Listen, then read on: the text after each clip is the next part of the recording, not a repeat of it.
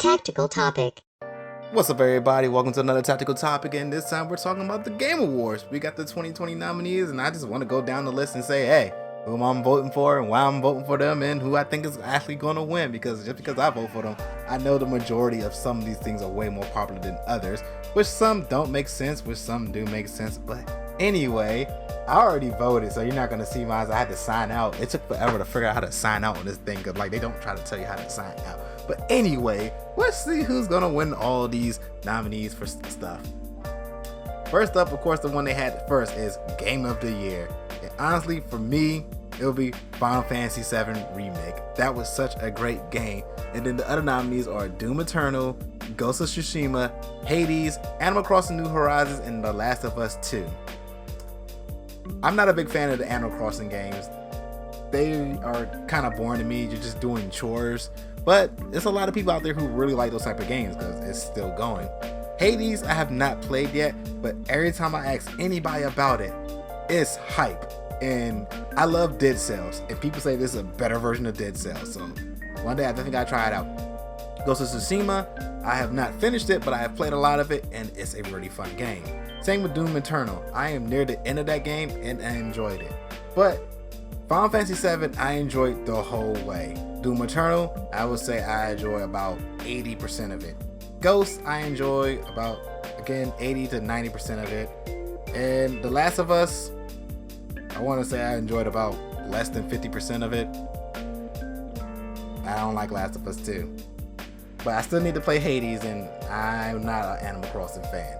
So honestly, I think this could go to Ghost since last year Sekiro won. And I'm like, this is the age of the samurais. So there's a good chance Ghost may win this. But my vote is for Final Fantasy.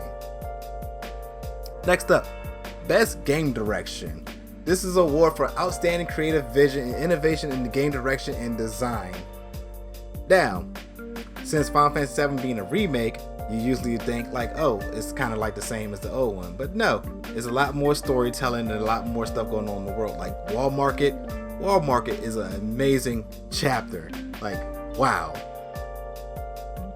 So, yeah, they got my vote again. Ghost was really good.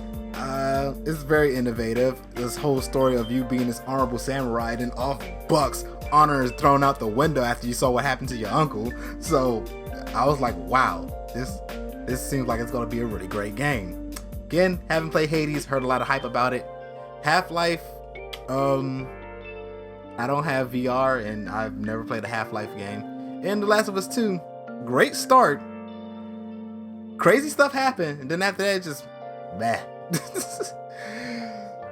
But I don't feel like The Last of Us 2 was innovative in any way. If anything, the most innovative one again is Final Fantasy and Ghost. Stuff I heard about Hades is extremely innovative. But the thing is, I haven't played that. But if this was supposed to go to the most innovative person, which is not, but it should go to, I would say it's Hades, because they say that they took a spin on the whole Metroidvania roguelike genre. Like Hades perfected it. So it should go to them, but I don't think it is. Next up is Best Narrative, which is, of course, is for outstanding storytelling narrative developed in the game. And we're seeing the pattern here, don't y'all? It looked like the same 4 games are down here. They was on the last 2, but always one game stood out. And I don't know what 13 Sentinels is. I have zero clue what that game is. Best Narrative. I would have to say, narrative-wise, I'm sounding like a broken record. Final Fantasy. To me, the narrative for Final Fantasy was great. Ghost is a very close second. And I haven't played Hades. I'm actually about to buy Hades and play that probably after the Game Awards, probably like in December once I get some extra money on the side, because I'm buying everybody's presents and stuff like that. But I'm gonna have to play it one day. I'm gonna have to play Hades one day, and I'm probably gonna stream it. Who knows? But yeah, when it comes to storytelling, Final Fantasy does a great storytelling, but Ghost also did it good too. Last of Us, okay. But honestly, I have to most likely give this to Ghost because it has a more whole samurai honor, and all that gets shut down within the tutorials, and now he changes up his whole style of seeing the world and fighting.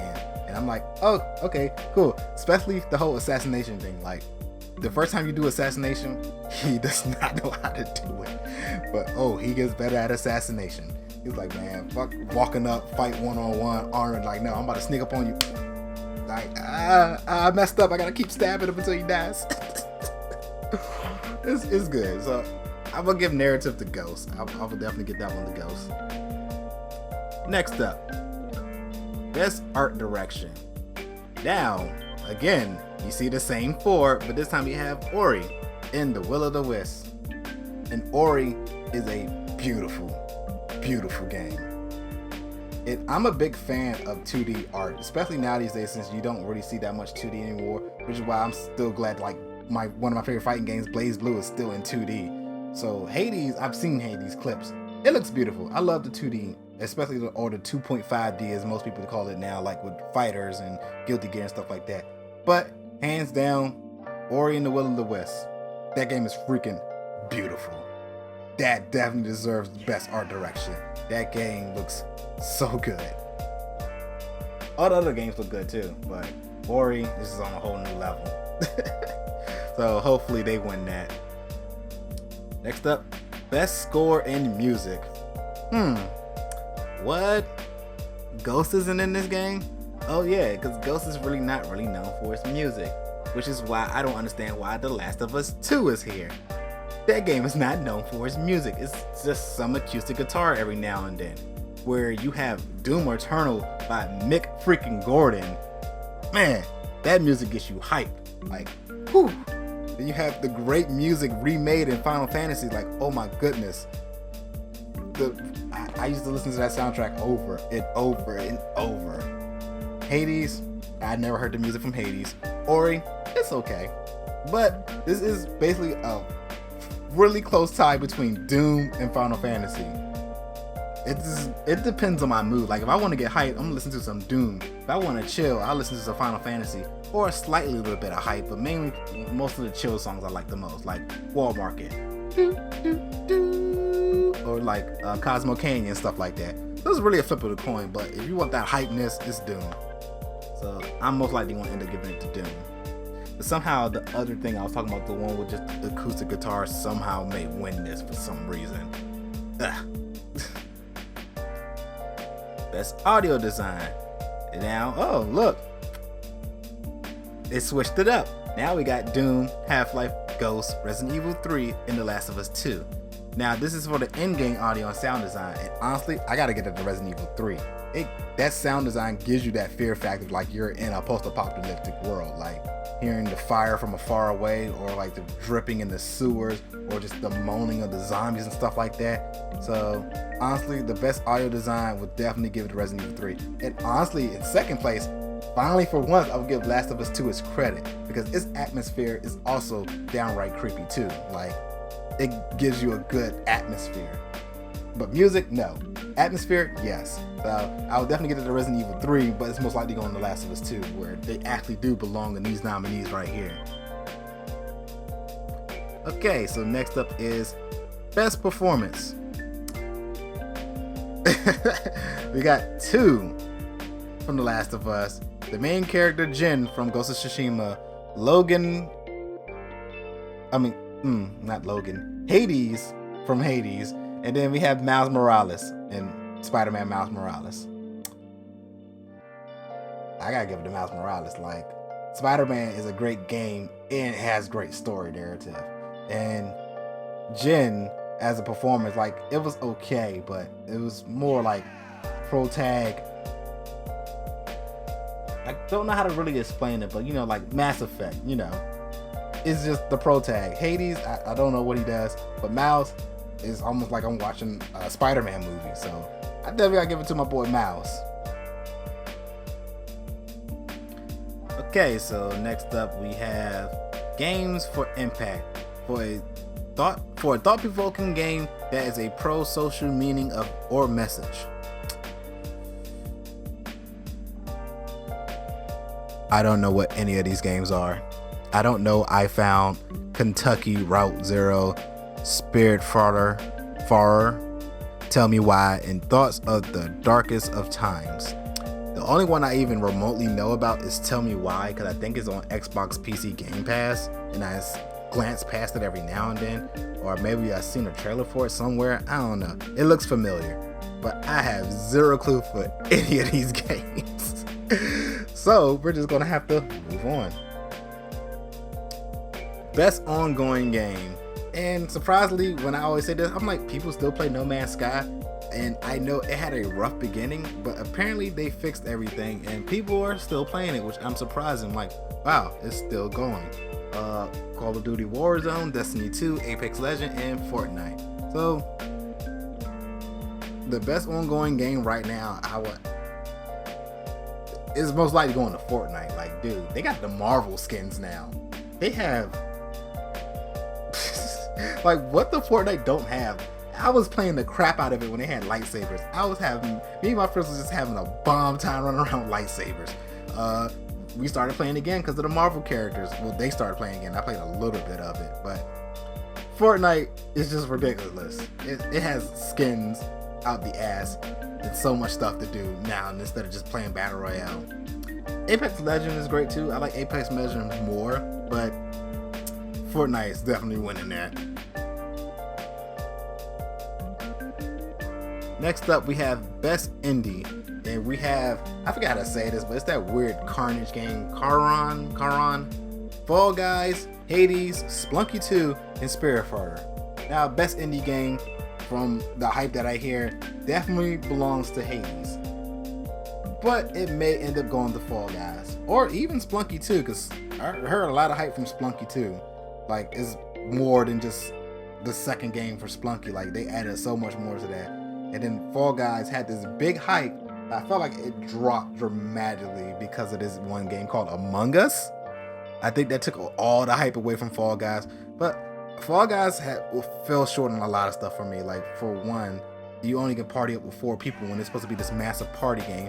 I was hoping that, you can get like a whole lobby with your friends and stuff, but you can't do that. And it was wonky, like hitboxes, grab tail. That game pissed me off so much that I stopped playing it. So I would say Best Indie would go to Hades, because Hades is the only one that's also in a whole bunch of other nominees, which makes you think that it's a great game. So yeah, Best Indie would most likely go to Hades. Next, Best Mobile Game. Hey look, it's that game I was talking about, Among Us. And then we also have Call of Duty Mobile, Genshin Impact, Legends of Runeterra, and Pokemon Calf Mix. Now, out of all of these, Genshin Impact is a really great game on PC and PS4. And I think on Switch. I think it's on Switch. But on mobile, oh my god. On mobile, it runs like Breath of the Wild did. It's too much grass, too much going on. The frames drop dramatically.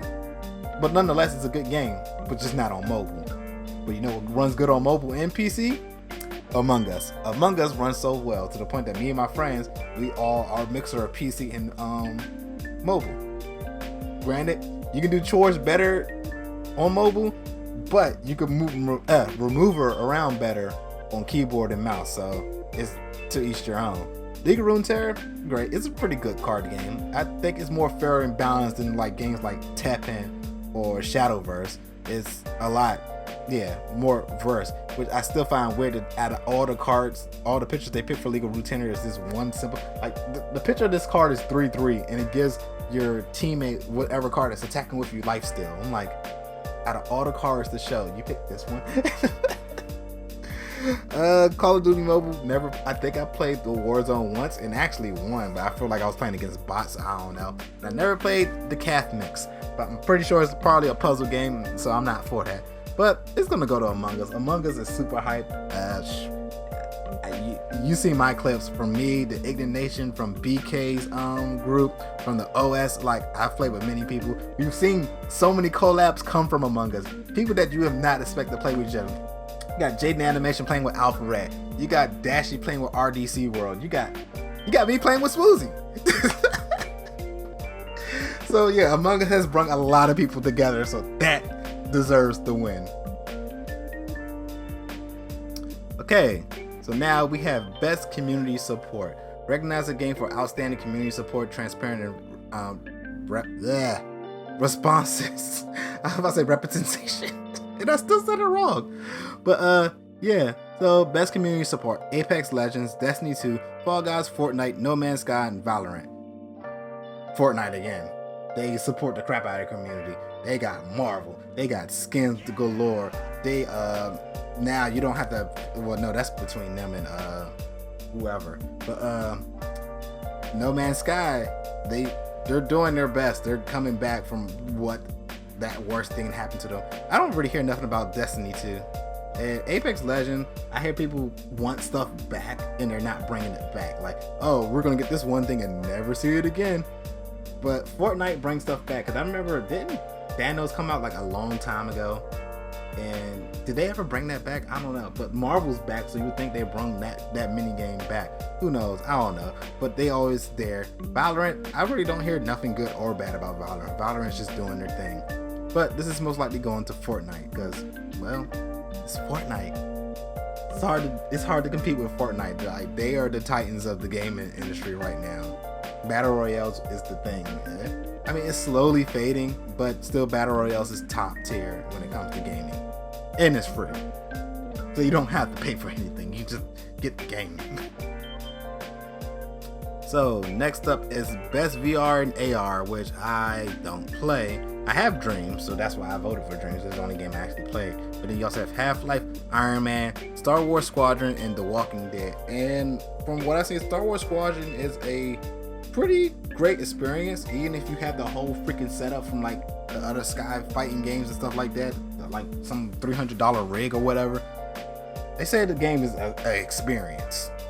And when you say that, that means the game is good. Iron Man, they say that game was also good to beat Iron Man with the VR and stuff like that. And people also say the Half-Life game is good. So this is based off what I've heard. But I've heard more hype from Half-Life, mainly because it's Half-Life. But Squadrons, meh.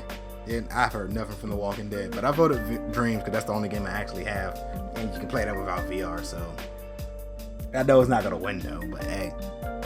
Next up, innovation and accessibility. Now this is the one that I really don't get. This is the one for recognizing software and or hardware that pushes the medium forward by adding features, technology, and content to help games play and enjoyed by even a wider audience.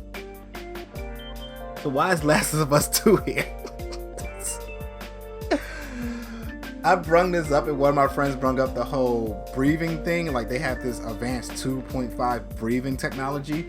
And I'm like, scary games do that. Alien Isolations, Point Break, I don't know what the name of it. The jump with the blue and green VR thing. Scary games do that.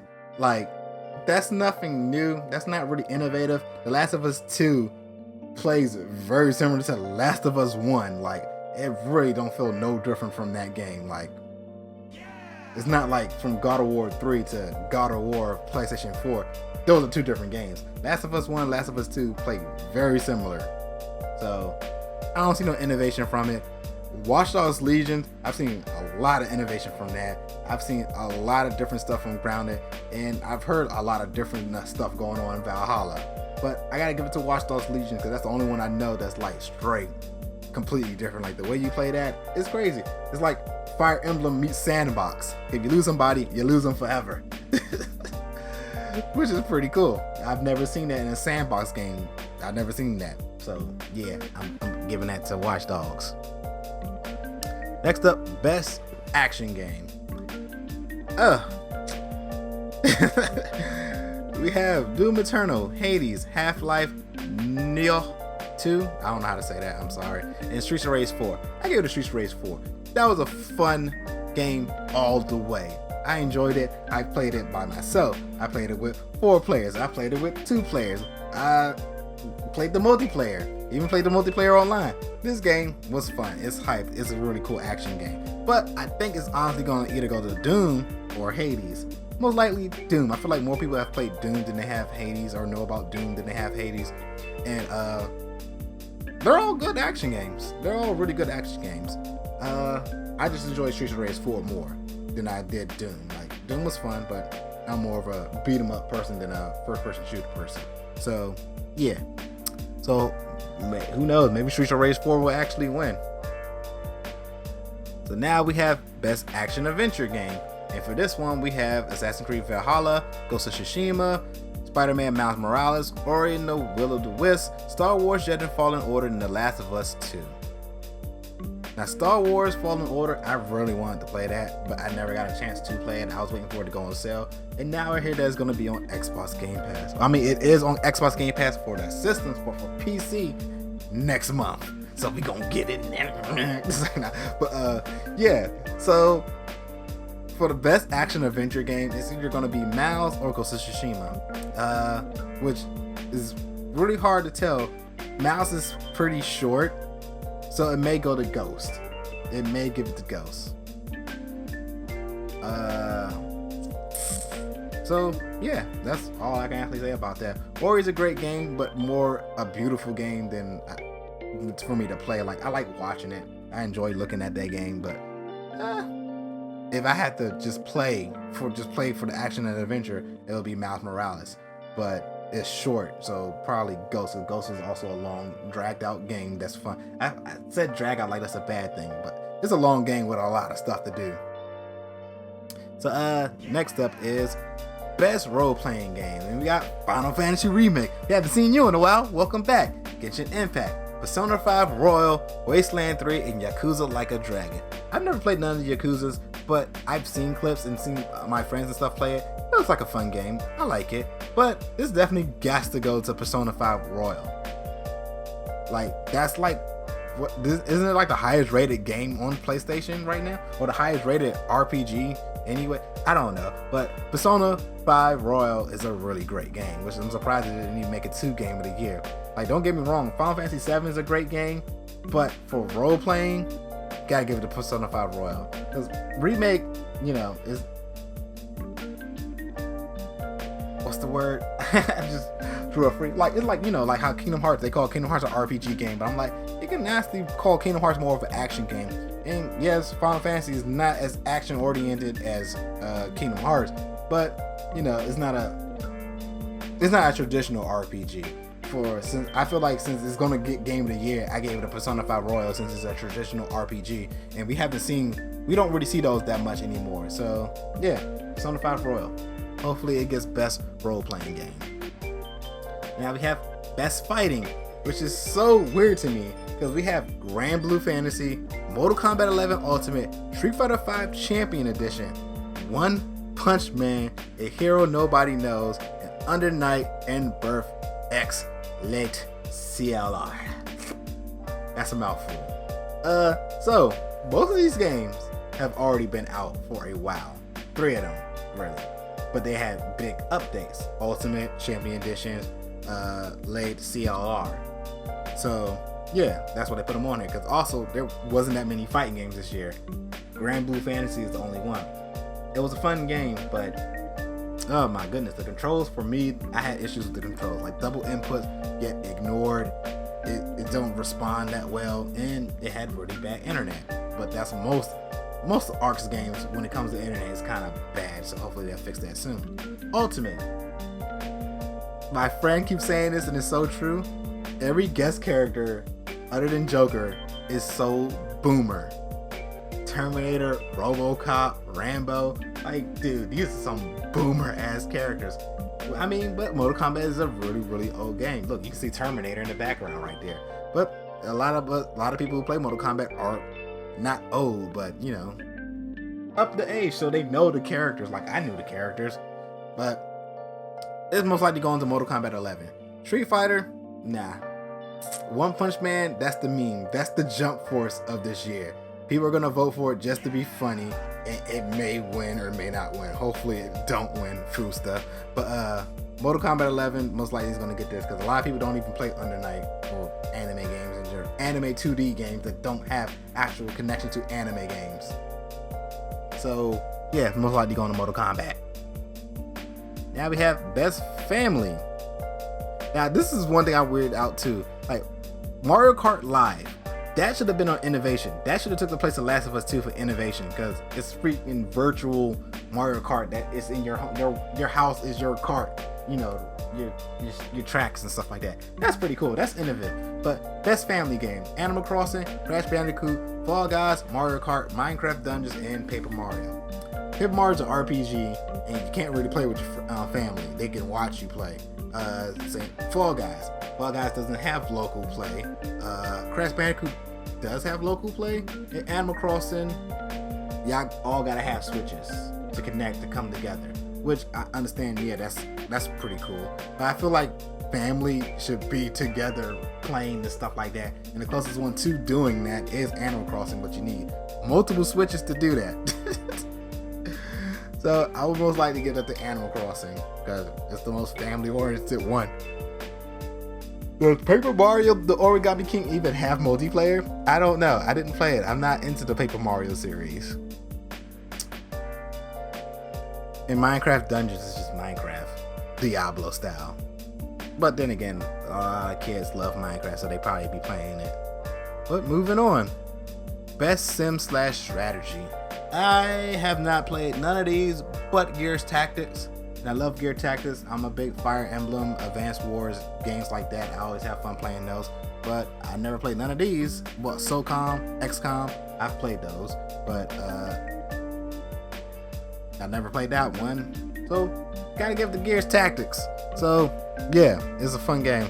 The Microsoft Flight Simulator, I know the meme of you flying to your friend's house or your house and just flying into your own house, but I really think was pretty cool, the fact that it has a real life map. But yeah, Gears Tactics. Best sports/racing game. It's so funny now these days that racing has to be slash with sports. I mean, isn't racing a sport already? But anyway, Dirt 5, F1 2020, FIFA 21, NBA 2K21, and Tony Hawk Pro Skater. Now, FIFA 21 and NBA 2K21, they don't change. Just like the whole thing with Madden. Like, it's the same game over and over and over. I don't know about the F1 series. Dirt 5, I played the first Dirt a long time ago. Man, Tony Hawk, loved it. It was a great remake. Fun. I gotta give it to Tony Hawk. Tony Hawk was the funniest game here, so yeah, gotta give it to them. So moving on. Best multiplayer. We have Animal Crossing, Among Us, Call of Duty Warzone, Fall Guys, and Valorant. Going to Among Us. Again, what I said earlier, Among Us has brought so many people together, so many content creators to do collabs and stuff like that. I definitely gotta say it doesn't go to Among Us. It's the biggest party game out there. People are having so much fun with it. Yeah. Which is still funny because this game came out in 2018. 2 years ago. But now it's on the map. So they was like, it got its rise in 2020. So we're going to put it on the list for y'all. So yeah. So with that, next one is Content Creator of the Year. And with this, we have people I don't know. Lopez, Nick, Tim, I don't know, and then Valkyrie. The only one I actually kind of know was two of the girls, and I gotta go with Valkyrie. And before you even ask, no. I'm not voting for one just because of, yeah, I'm not that, I don't vote just because of that. But yeah, so I voted for Valkyrie. So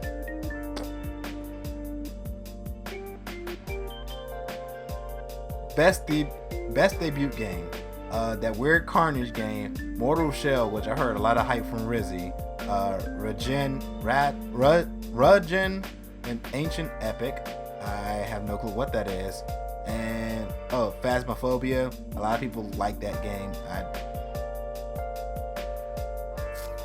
I don't know. I've never really played. I've watched people play this. I watch people play this. I just said I watch people play this. I ain't even saying that. I watch people play Phasmophobia and I watch people play Mortal Shell.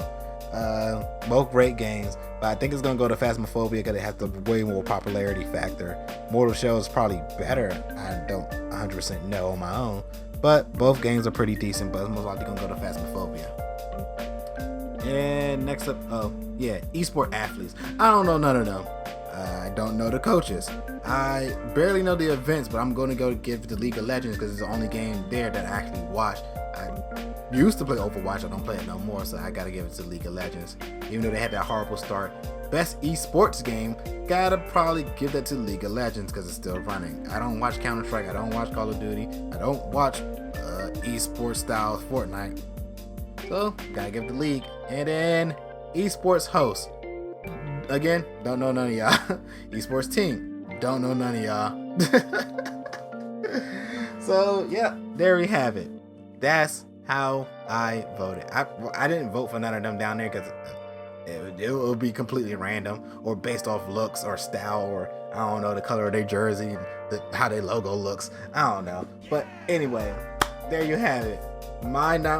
The ones that I think is going to win, the ones I voted for, all that. So, who do you think is going to win Game of the Year? Why do you think Last of Us 2 is everywhere on this thing? You know, it don't deserve some of those spots. Same thing with probably Animal Crossing or Doom Eternal or Final Fantasy. Who do you think is going to win? Who do you think actually deserves the Game of the Year spot? Been your boy Slick. Peace.